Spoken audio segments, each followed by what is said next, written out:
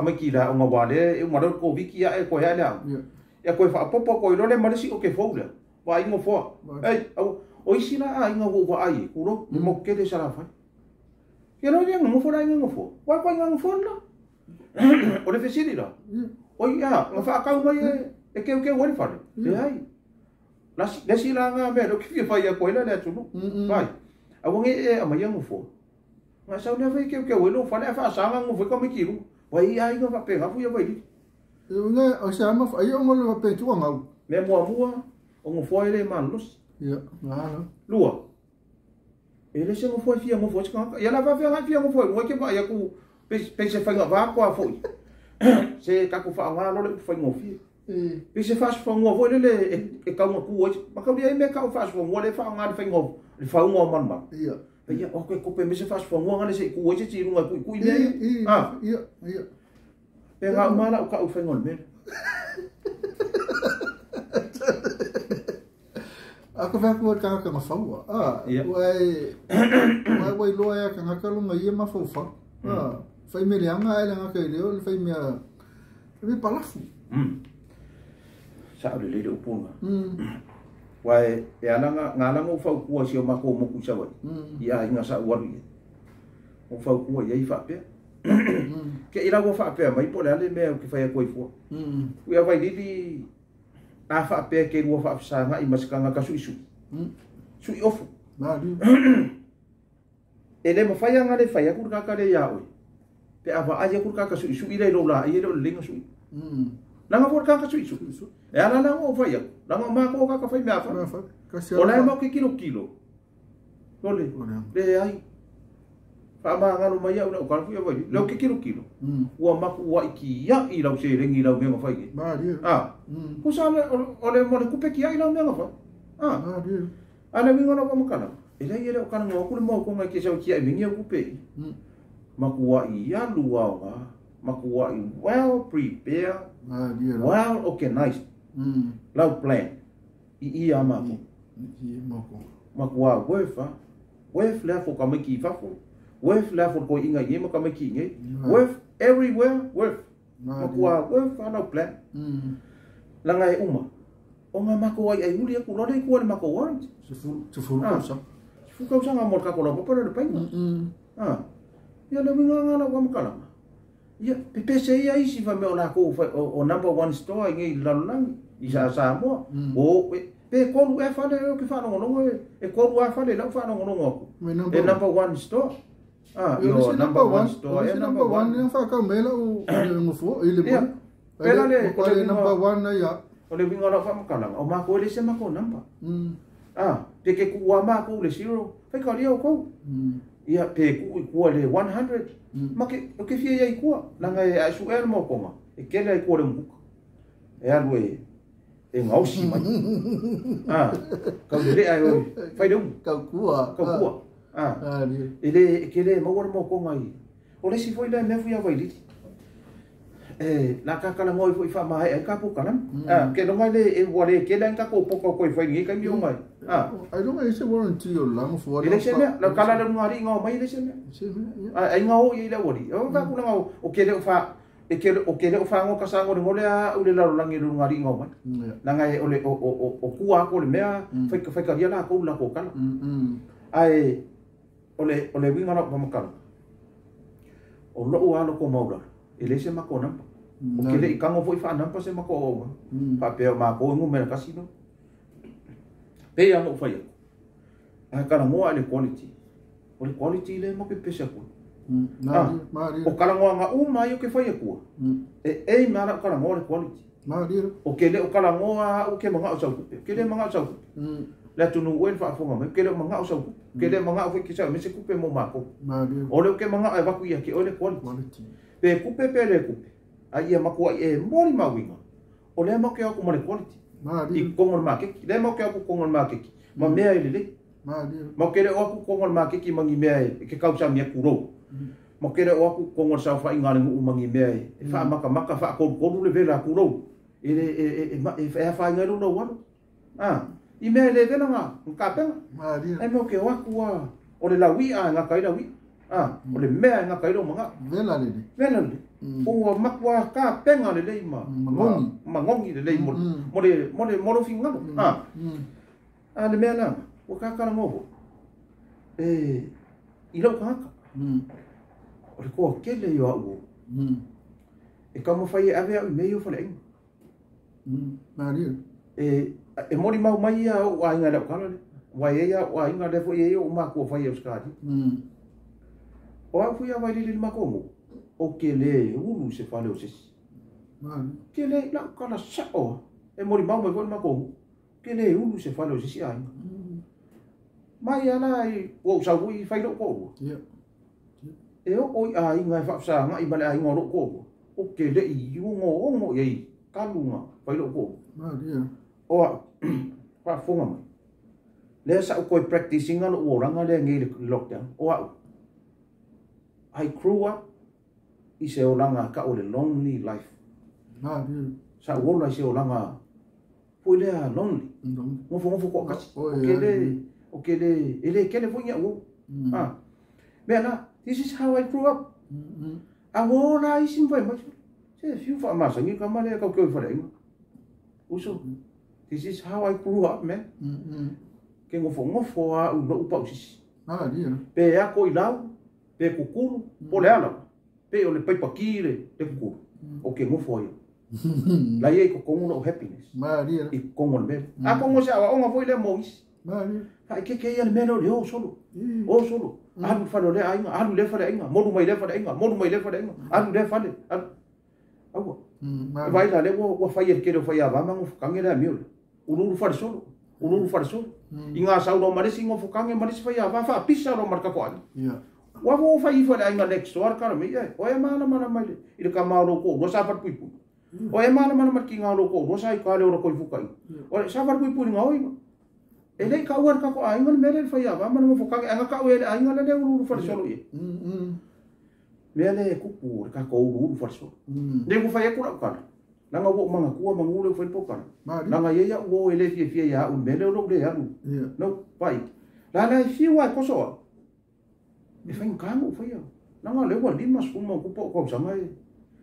kire fe ro e se me e fa fe nga ko a mai se ka nga ko wa limas kuma ku ko sanga ko ka ya ko su ya ko ai nga ola mai ai anga fa pe le fu ko a lo ko sanga la nang ya e sa ro fa ka ya un mele o ke ma sangi na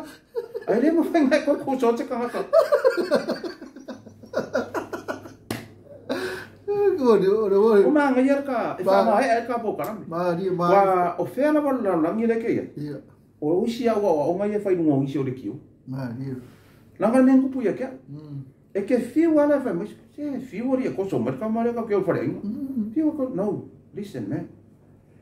o no wa o la nga nengu o la mai e pe ala o fi nga ka vika nga va ko e ofu e paulo e saulo e ofu ai me ka vike ke le ofu ke le masangi e ba ko e ofu pa kai le wa fa ku sa u ka va fe kai ya vai o la pule a wa le mo ngalo ka a ko mo e nga se e nga se wa la ngana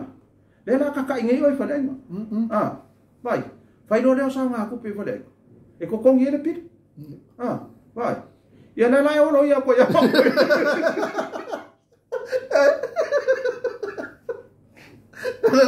Ela que para coi fu aquilo mas papel aqui fiado ai ele aí que no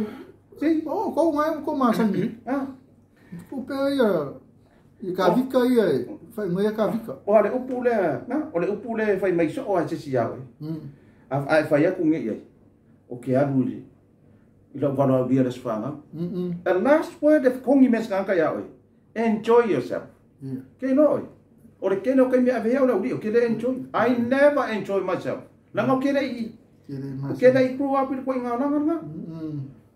a fa ya ke fia ke alu fa dai alu ai fa dai la me ke sa wi fo ka ya kuis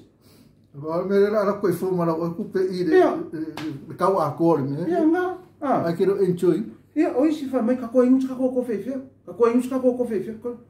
so le ora fisidi ora fe e ko le ora no ki po ya na como o le ma fa nga pa ka no ki po ki ko fa o fa fo e o ingus fa fo ma ka ko ke le la to le ma fu ka mai lo fe mai si mai no love mai le la mai fai no mai le la voi ile lo finalo e la mai le no sa mo ku poi fu voi di e ma nga ku punyi sina vengo ka ile sida ka ile sida ai me sa ma fuka nga fu ka ku fu ku ma fuka nga fa nga ngo mo le ba ma nga ba le sida fa po le lima ana le fa mo so lo yo pap o fa mai fai pe kinga o ia vai mo ele pe ke ma fa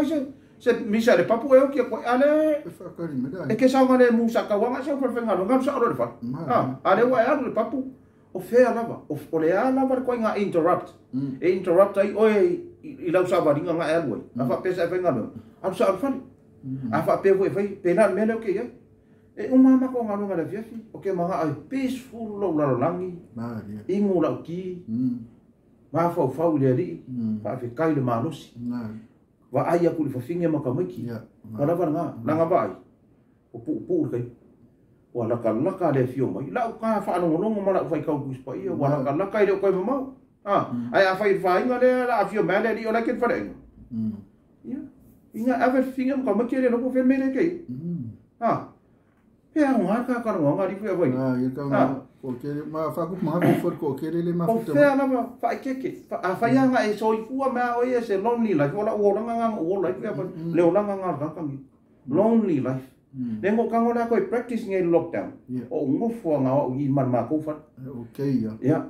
Ka nga fa ka mai ma ko me ai ko ame ka ko eleng. Ko eleng ni bingi. Ka fa mai. San ele mes ka ko ma ko. Ka nga bia. Fa ko wala fa ka ma boy ngo sa ro ma boy. Na sa ro ka ma boy na ka sa ko. Ai sa mo de respinga fa supor. Supo mai rora u ai ko supo voi mai ya pera le ya vai ni ba ia ke ia to ke la ko le ia si le akamai o si le mai le ia le fa ani mai lo fa foi le ia a ko foi o la fu fa pera ko o sa ola ia le a fi fa fu mai o i ka wanga o so ia mo le o mi ko ka wanga o ka fi lo a war kana voi o kala wo le fa mai e if you work out mai le ku wa fi ba kala ya o mu wa ya do ke ne fa e kala la ba mai a le ku wa so fa fi wa mai le ku wa pe ki dei vai mo lo si da fia ma ko fe o la ma ko fa pe o ke le yo ni fa le ai vai ia nga kai lo fa le lo va kwa fo nga kai lo fa le lo vai o wa ke la ku fa le ai po anya ko fa ba vai o lo vai ma lo pulo ma lo le o nga lo ai nga ngai lo ale lai lo mai o fa nga lo vai o lo wa fu fa aya ma mai fa vai di ia nga kai de fa lo la no lang o ki alu fu fa nga expose ku lo ka nga ka be anga sa ora ka na vo o lo vai nga di lo awa wa anga ere ka ukala ma ko ke dei lo ke ba de ko ifo ai ngana ngai lo le ngai lo wa lu fare o disi me o disi ka ka o fare no ya uma lo pa per ka e ngai lo ka ke ai fandi ko ma fo ku pela ngal ke e me mo vai ka ko me ora ko pouco foi na e ma disi me o fare ai sangi siak o fare ai sangi siak ai le lo ku la ka ko len ka ka le fare ale wa behind le lo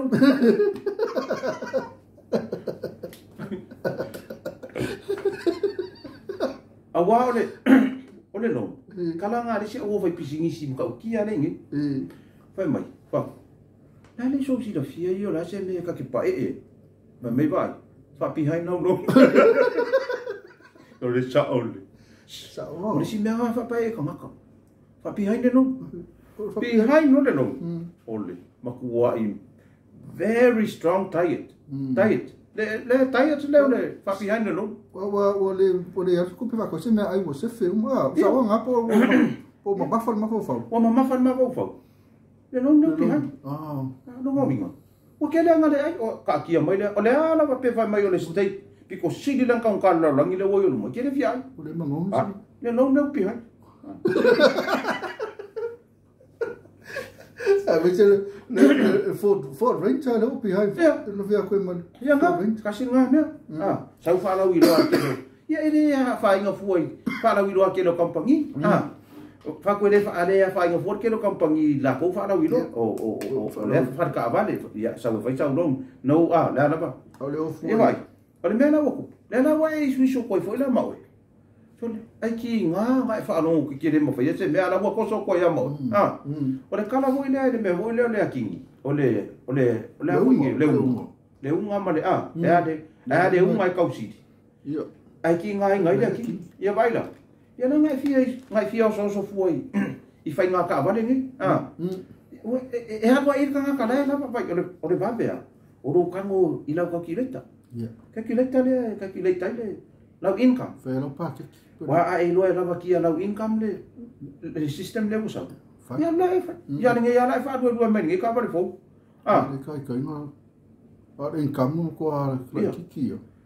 e anu fare ele nga ka fa do ka vale fo ke la ku fare ola ke lo ka sia la o ngal fare le kai mi mo nga ve o le sia o fare so ko a mele le ya ka ke vai ko fare ko mi lo nge okay ngofo mo ka kalo le kalo sia le pi hai no ngi ka ai fai mo la ko fare ya o ma ko ya ko fo yo le sia ka we fai pisings nga fa kia fo apa o fare ai le ma fai nga o so fo nge no fare ai mo fo ka si ko pa o si ka ke alu fu ai fa lo ha ku ka I ka ve ya ka le o ngale hala le ai mi wa ko me la lu ko ma si no ke le ko alu se fa pe o ka pouco e como fo fa ya ele le ya no ka no ka lo ko mari inga o fai mai ki nga dai ko ya ve se fa nga o fa ke no e fu ya vai o le la a ko ngel di ma ka usa mo ke ri ko fa ya le wo fa pe a ko lo di ma ka usa fai lo se ma ko pa ki ma fa o ma ko fa pa ma me o na ki e mo ke pa ki ai fa ma ko di ma ka usa mo ke ri ko fa ya la ka ko wo fo da mar kala le fa me sia wo me ka ko inga ko fe ma ese singa mai tinga e ka ki e mu se ko fe ya invite au kere ya lo e la ngai kere lo para ese senhor ko fe lai o mar ko fe ai su mariel ko fe lai ngui go ai fe un ko fe ya I le fa